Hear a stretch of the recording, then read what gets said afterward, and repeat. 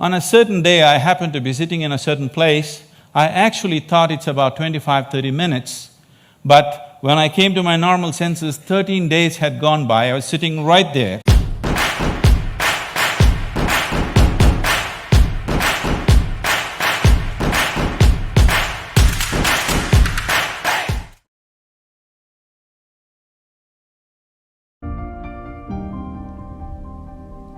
I'm generally referred to as a mystic. Well, what's that supposed to mean? If there is something here that you do not know and you're unable to understand, that would become mysterious to you. If there is someone here who seems to know and understand a lot of things that a lot of people do not seem to know and understand, that person would become a mystic. On a certain day, 2 cows were grazing on the English meadow, English cows. One cow asked the other, "What is your opinion about the mad cow disease?" The other cow said, "I don't care a hoot, I'm anyway a helicopter." Being a mystic, being a realized being is just like this. A cow realizing that it's a cow and it becomes a celebrated cow. Holy cow, isn't it? Is it that simplistic? So let me tell you my story. It's significant and it's wonderful that TED for the first time happens here in Mysore because this is where I was born. And I grew up not very far from here, where we are right now. So as a child, one thing that I realized was that I was utterly, absolutely ignorant. And everybody around me seemed to know just about everything. I did not know anything at all. So because I did not know anything, I had to pay enormous attention towards everything. Because others seemed to know everything, they could just go about their life happily without paying attention to anything. My sense of attention became like this. If I see a leaf, I could just sit there looking at this leaf, just staring at it for hours. If I sat up in my bed, just staring at the darkness, I could just do this for the whole night. So this attention brought a completely different level of involvement and interaction with just about anything and everything around me, animate and inanimate. But everybody else seemed to know everything and they were just going about their life busy and happy. But I was just staring at every little thing. Then I realized that even they did not know anything, it is just that they had their assumptions and belief systems that they were happy with, either their own or what was handed down to them by someone else. And they not only knew about what is here, they also knew about other worlds, about gods, about heavens and everything. And here I was struggling to figure out what is what. So this so intrigued me that I started planting myself outside a major temple here in Mysore because I wanted to really see, after having a meeting with God, after having a conversation with God, how people will be. So I stood there intensely observing every face that's walking out of the temple, and generally I heard local gossip. Sometimes in Indian temples, your footwear walks away with someone else, and then I hear people cursing the creation and the creator. I always found people walking out of restaurants always had more joyful faces than people walking out of temples. Divine versus dosa. Dosa seems to win. I could not come to terms with this, and so I slowly became more and more and more skeptical about everybody and everything around me. Skeptical about social structures, political systems, religious beliefs, even scientific theories, because none of them match with my experience of life. On a certain day, I started moving towards Chamundi Hill. You must see this place. And there is a tradition in Mysore. If you have something to do, you go to Chamundi Hill. If you have nothing to do, you go to Chamundi Hill. If you fall in love, you go to Chamundi Hill. If you fall out, you go to Chamundi Hill. I had just fallen out and I had nothing to do, so I started moving towards Chamundi Hill. And I went up and sat on a rock there. Till that moment in my life, I always thought, this is me, and that's somebody else and something else. But for the first time, I did not know which is me and which is not me. Suddenly, what was me was just all over the place. The very rock on which I was sitting, the air that I breathed, the very atmosphere around me, I had just exploded into everything. That sounds like utter insanity. This, I thought, lasted for 10 to 15 minutes. But when I came back to my normal consciousness, I was about 4.5 hours. I was sitting there, fully conscious, eyes open, but time had just flipped in my experience.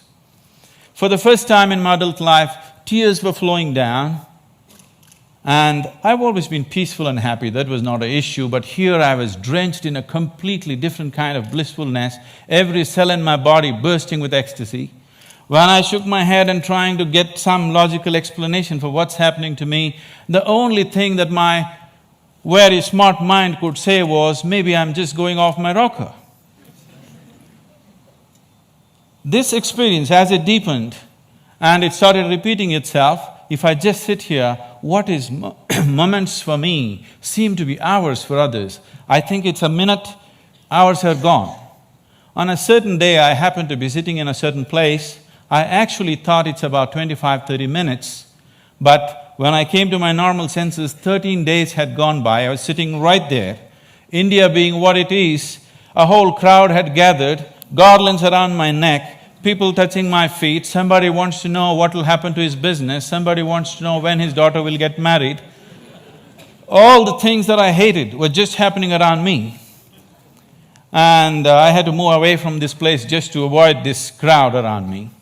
And as this experience deepened into me, one thing that happened to me was, everything that I believed was me suddenly was not me. This was always me. And suddenly I found this is just an accumulation of food that I've eaten. What I accumulate can be mine but can never be me. This was just a huge heap of impressions in my mind. And this body and mind, not being me but just being mine, a distance arose between me and my body, between me and my mind. This also facilitated a certain experience within me, that suddenly the equation of time and space was suddenly not applicable for me. I was seeing that what is here is there, what is there is here, past, present and future got mixed up. It was one majestic chaos, but utterly beautiful. So my skeptical mind, not able to come to terms with it, started conducting experiments. These experiments are too weird to talk about and the results too fairy tale-ish for anybody to believe. But one thing that I arrived at was that existence is not human-centric. And all human experience is self-made.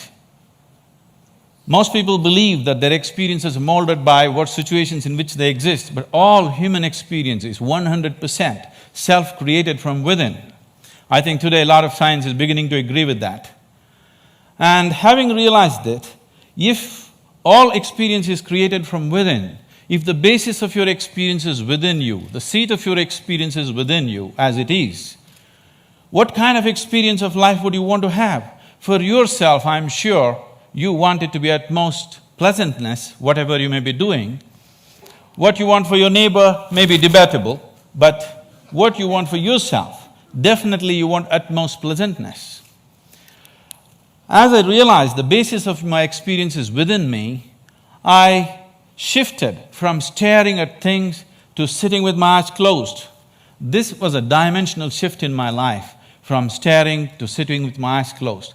I got so fascinated with this human mechanism, I wouldn't want to open my eyes. For days on end, I'm just keeping my eyes closed, wanting to see everything about this one.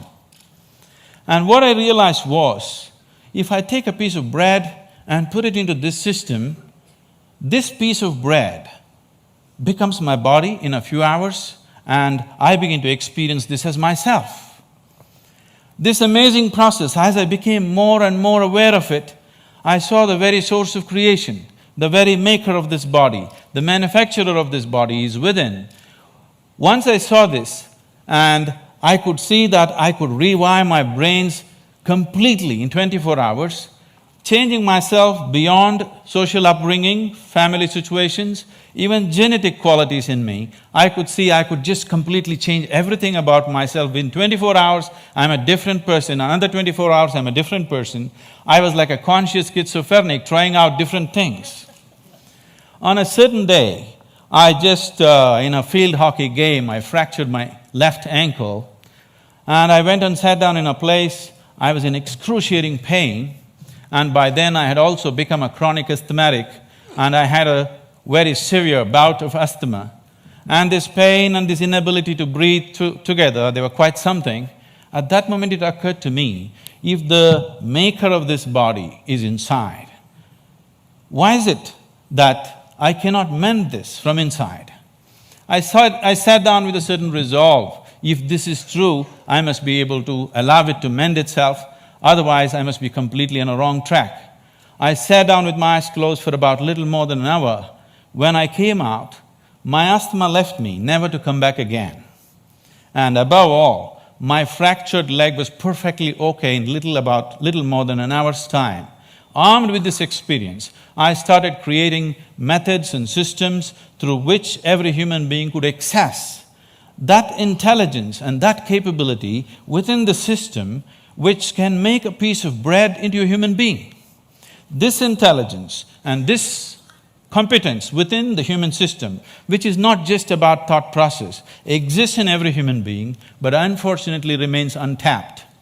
And I went about creating systems that people could make use of today, these technologies for inner well-being, these methods to engineer your interiority the way you want it. Millions of people are making use of it, enjoying the benefits of that, but the essential part of this is that there is such a high level of intelligence and competence on every millimeter of the body, every point of the body, not just in the thought process.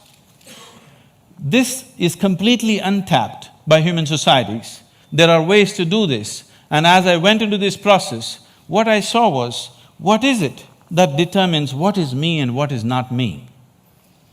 I am capable of taking a piece of bread and making it into myself. If I look at this body, it is just a piece of this planet that I have borrowed, but why is this separate and this is separate? Then I found that it is just the boundaries of sensation which determines what is me and what is not me. Here there is sensation, so this is me. There seems I don't feel the sensation, so that's not me. As I looked at this boundaries of sensation very, very closely from within myself, this was a phase of my life where most of the time I remained with my eyes closed. I realized that the boundaries of sensation can either be stretched, expanded, or even made smaller than what it is right now. You can sit here and not feel anything that's happening here right now. This happens in sleep to some extent. Or you can sit here and extend your boundaries of your sensation for this whole hall. And anything that is within the boundaries of your sensation, you will always experience as myself. There is a glass of water here, and this is not me, that's very clear. But if you drink it, you just included it into the boundaries of your sensation, and that becomes you. So if you throw the boundary of your sensation out in an expanded form, you can sit here and experience everybody in this hall as yourself. You can stretch it further, experience the very cosmic scape like you experience your own body. This sense of inclusiveness, if it comes into you, when this came into me, I suddenly realized that to be loving is not somebody's teaching. To be compassionate is not an idea. To be in empathy is not some esoteric principle. This is the way a human being is made, if only he does not constipate his consciousness with limited identifications with things that he is not. If you do not identify with anything that you have accumulated over a period of time, including your body and mind, every human being is capable of this. When it comes to external situations, each one of us is differently capable. But when it comes to inner situations, every one of us is equally capable. No human being is better endowed than the other when it comes to the inner realm. It's only in the external situations that we are all differently capable. If this inclusiveness enters human life, if you can sit here and experience people around you as yourself, I don't think I have to teach you to be good. I don't think I have to teach you to love. I don't think I have to teach you to care. Because caring for this one is very, very natural. This is ingrained within the very nature of the existence. This inclusiveness definitely has to touch humanity, so this became my life, my work and my endeavor to develop methods so that people can experience this inclusiveness. If this inclusiveness is experienced by humanity, particularly by the leadership, people who wield power and different aspects of responsibility in the world, definitely we could find solutions for everything, because today, we as a generation of people, this is very significant. For the first time, we are capable of addressing every human problem on this planet of nourishment, health, education, ecology, you name it, we can address it all. We have the necessary resource, capability and technology for the very first time. But are we going to do it simply depends upon how inclusive is our experience of life. If you stand here and you experience this planet as yourself, I don't think I have to tell you, take care of it. Every human being would do his best. When we do not have this inclusiveness, what we could do, we will not do. In our lives, if we do not do what we cannot do, that is not a problem. But if we do not do what we can do, we are a disaster. My hope and my work is just to see that we as a generation of people do not become that kind of a disaster, that what we can do, we will definitely do. And right now, what we can do compared to what we could do 100 years ago is so incredibly different. So incredibly different. But what's missing is an all-inclusive consciousness, a all-inclusive experience of life.